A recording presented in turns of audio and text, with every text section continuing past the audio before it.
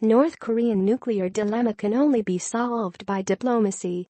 The summit between South Korea and the United States last week underscores the high anxiety Americans feel over North Korea's nuclear weapons and missiles. Without fail, people I have just met confide how worried they are after learning that I worked at the U.S. State Department and took part in negotiations with the North. I'm worried too, and it is primarily because of the flood of misinformation about North Korea. When you find yourself thinking about North Korea, please keep the following in mind. A preemptive, unilateral U.S. military strike is not a solution. Simply put, a unilateral strike would put Seoul, South Korea's capital, a city of 25 million people, at immediate risk. North Korea has thousands of artillery tubes, missiles, chemical and biological weapons, and, of course, nuclear weapons, at its disposal, and North Korea would not hesitate to use them. Hundreds of thousands, if not millions, of people could die. South Korea is adamantly against unilateral military strikes. Indeed, the South's consent would be essential for any military action, and is unlikely unless the North attacks first. The North Koreans are not crazy or suicidal. Despite how they are depicted in the popular press, the North's leadership is savvy. The immediate proof is in the regime's longevity, a third-generation family dynasty that has survived despite its people being desperately poor. 213 out of 230 countries in economic output, and an international pariah. There is little doubt that the North Korean regime has expertly played much stronger countries against each other to get what it wants. The North Korean desire for a nuclear weapon is completely rational from its perspective. During my conversations with North Korean officials over the past 20 years, they regularly stated that if Yugoslavia's Slobodan Milosevic, Iraq's Saddam Hussein or Libya's Muammar Gaddafi had nuclear weapons, they would still be in power.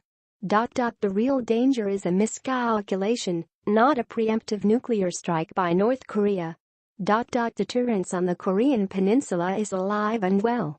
The North knows that it would cease to exist if it attacked the United States or its allies. The Kim regime's core goal is survival, so a preemptive ballistic missile strike on the United States makes no sense. But with a standing army of more than 1 million in North Korea and hundreds of thousands of South Korean and U.S. troops operating at a time of high tensions exacerbated by the war of words and tweets between Kim Jong-un and Donald Trump, the Korean peninsula is a tinderbox.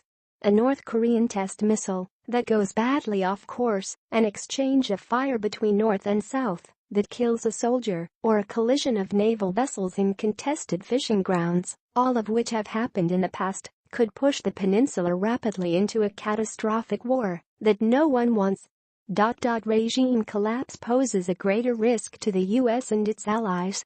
While regime collapse resolves one issue, it, unfortunately, leads to a more pressing one, that weapons-grade nuclear material could be smuggled out of North Korea. The North is estimated to have at least 25 nuclear weapons, likely scattered throughout the country. If the regime weakens, this would drastically increase incentives for stressed elites or rogue elements to sell nuclear material something the size of a grapefruit to the highest bidder.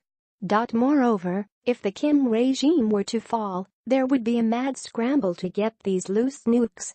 If nuclear material were secreted out of the country by the wrong people, a nuclear explosion in the United States, Western Europe or Israel could follow.